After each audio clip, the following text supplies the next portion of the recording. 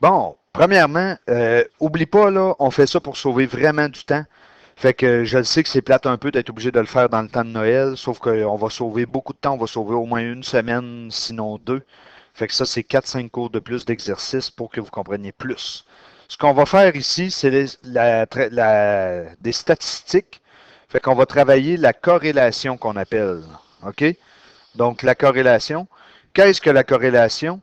Ben, c'est d'essayer de voir s'il y a une relation statistique, c'est-à-dire un rapprochement entre deux variables d'une même situation. Fait que ça va toujours faire intervenir deux variables, OK? Donc, tu as toujours un couple X, Y, qui va faire qu'on va essayer de voir s'il y a un lien dans l'échantillon ou dans la population qu'on va avoir sondée. Un échantillon, c'est qu'on va avoir pris une série, juste une section des gens. Une population, c'est qu'on a tout pris. Donc, une corrélation, c'est pour voir s'il y a un lien quantitatif. Ça veut dire qu'on va trouver un nombre qui va te permettre d'évaluer, voir s'il y a un lien ou non avec ça. Fait que c'est vraiment, des fois il y a un lien, des fois il n'y en a pas. Exemple, si je prends le salaire d'une personne puis sa scolarité, habituellement, il y a un lien. Parce que plus qu'on a de scolarité, plus que notre salaire va être élevé, puis d'habitude, c'est assez fort. Le tour de tête puis l'intelligence, ben ça, peut-être qu'il y a un lien si on faisait une étude de tour de tête puis d'intelligence de tout le monde, mais ça ne veut pas dire qu'il y a un lien. Donc, probablement que plus que tu as une grosse tête, ça ne veut pas dire que nécessairement tu es plus intelligent. Donc là, il n'y aurait pas de lien, il n'y aurait pas de corrélation. Donc, il y a moyen de qualifier la corrélation en disant qu'elle est positive ou négative. Puis, on va parler aussi d'intensité. On va dire qu'elle est parfaite. Ça va être vraiment quand ça va être certain qu'il y a un lien. On va dire qu'elle est forte ou moyenne quand on voit qu'il y en a un peu, puis faible quand il n'y en a pas du tout. Donc, des exemples de sens positif puis de sens négatif. Tu as le prix d'une maison. Habituellement, et la grandeur de la maison. Habituellement, plus que ta maison est grande, plus qu'elle coûte cher. Donc, on voit que c'est dans le même sens. On va dire que c'est positif. L'altitude puis la température. D'habitude, plus qu'on monte en altitude, tu as appris ça en sciences, plus que la température descend. On voit que c'est le sens contraire. On va dire que la corrélation va être négative. Donc, le sens, il est négatif. OK? Dernière chose pour cette page-là. Dans l'évaluation de la corrélation entre deux variables, il va falloir toujours procéder rigoureusement. Ça veut dire faire attention à des choses. Est-ce qu'en premier, la cueillette d'informations a été bien faite? En deuxième, le classement puis la présentation des données. Est-ce que je vais faire un tableau à double entrée? Ça, je te le dis tout de suite, on ne le fait pas tout de suite, on va le faire en revenant de Noël. Ou un nuage de points. Donc, dans la partie qui est là, on va travailler le nuage de points, nous. Puis après ça, on va analyser ce qu'on a. Est-ce qu'il y a un lien ou non? Puis tu me dis pourquoi dans ta conclusion. Fait que ce qu'on va travailler, nous, c'est le nuage de points. Ça le dit, c'est des points qu'on va mettre dans un plan cartésien, puis ça va nous donner une forme de nuage. Donc, il y a moyen de toujours représenter une situation dans un nuage de points. Par exemple, ici, trace le nuage de points par rapport au nombre d'années d'expérience d'un médecin et le temps moyen nécessaire pour poser un bon diagnostic. Donc, on a nos années d'expérience, on a le temps que ça lui prend pour faire ça. Donc, premièrement, il faut graduer notre graphique. On voit que le X, qui sont les années, puis le Y, qui est le temps.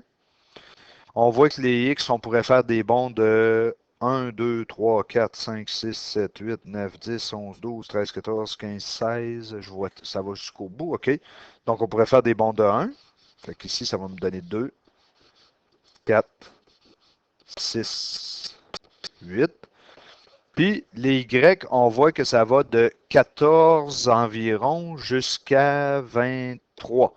Bon, ben, on vient couper notre axe ici parce qu'on ne commencera pas à zéro, évidemment.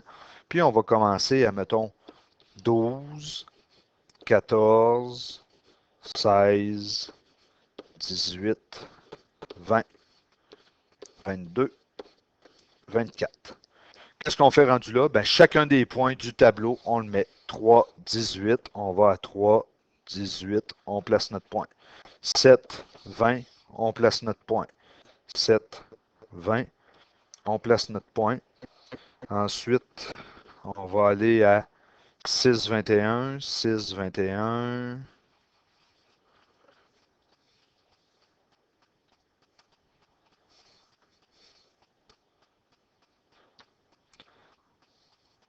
Attends, magie! Là, j'ai tout fait mes points, là. OK. Oh, pareil, excuse-moi. Fait que comme tu peux voir... Donc, là, j'ai mis mes points. OK. Donc, là, j'ai ce que je viens de faire. OK. Je viens de mettre le point 6, 21, toc, toc, toc, toc, toc, toc.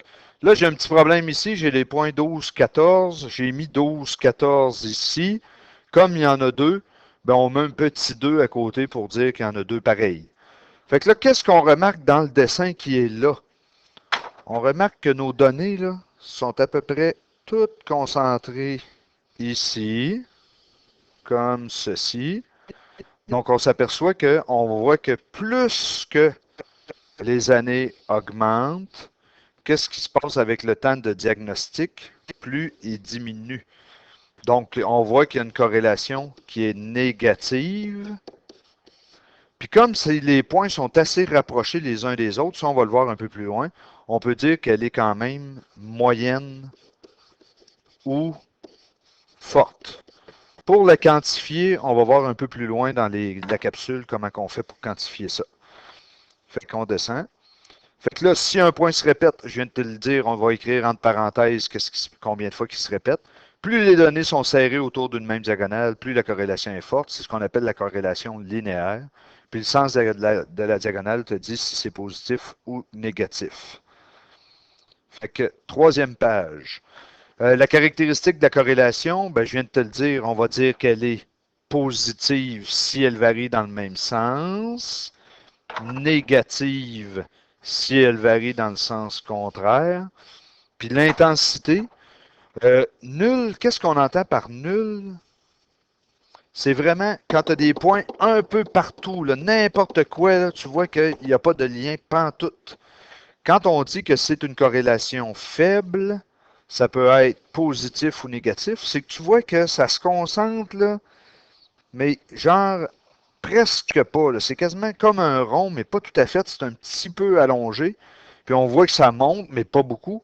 Puis pareil pour la négative. Mais ça, de toute façon, une corrélation faible, quand ça va être ça, tu vas dire qu'il n'y a pas de lien pareil. La moyenne, ben, on voit que plus que si je les encercle, on voit que ça devient moins large. Même chose ici, on voit que c'est de moins en moins large. Ensuite, forte, ça va être encore plus allongé ou moins large dans le milieu. Plus allongé ou moins large dans le milieu. Puis quand on dit une corrélation parfaite ou très très forte, c'est presque une ligne droite. C'est pas nécessairement une ligne droite, mais presque une ligne droite. Donc ça, c'est ce qu'on appelle la corrélation. Je te rappelle que si ça monte, c'est positif.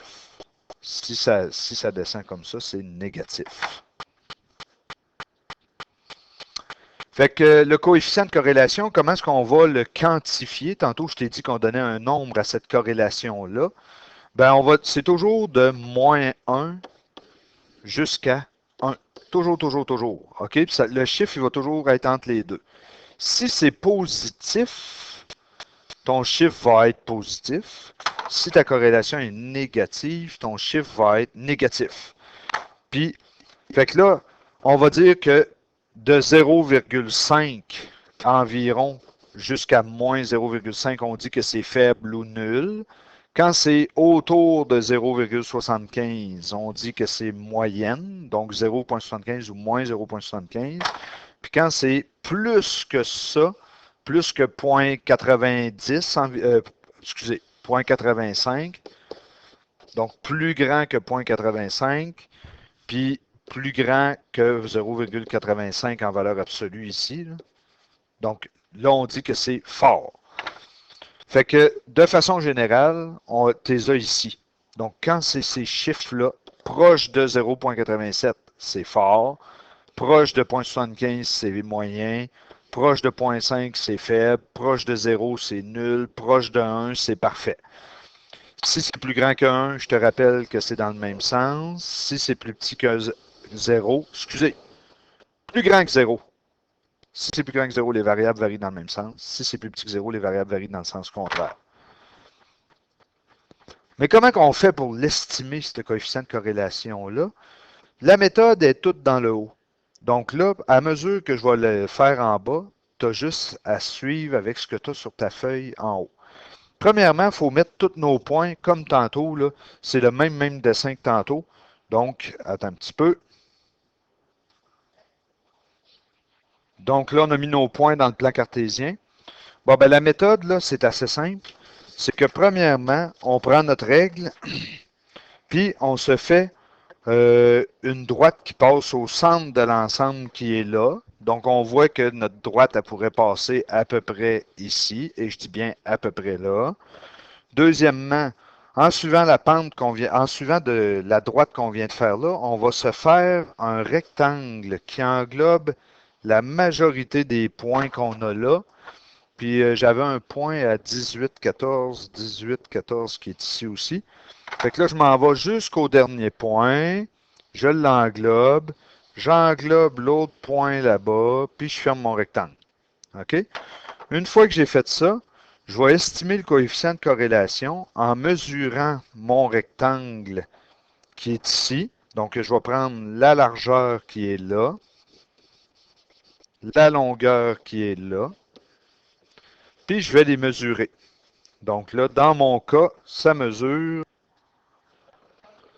10 de large. Donc, là, excuse-moi, ça a bougé. Ma largeur mesure 10. Ma longueur mesure 55. Fait que pour calculer le coefficient de corrélation, j'utilise la formule qui est en haut ici. OK? Donc, je vais faire 1 plus, pardon, 1 moins 10 sur 55. Fait que là, je pitonne sur ma calculatrice 10 sur 55, combien ça vaut? 10 sur 55. Ça me donne 0,18. Donc, moi, j'ai 1 moins 0,18. Ça me donne 0,82. 82. Vu que ça descend, mon coefficient il est négatif. Donc, moins 0,82. Ça, c'est mon coefficient de corrélation qu'on appelle. Puis tantôt, on a dit que vu que c'est proche de 0,87, on dit que le coefficient est fort. Donc, dans celui-là, ce que ça va vouloir dire, c'est qu'on a une corrélation forte négative. Fait que dans tes exercices, c'est ce que tu as à travailler avec ça.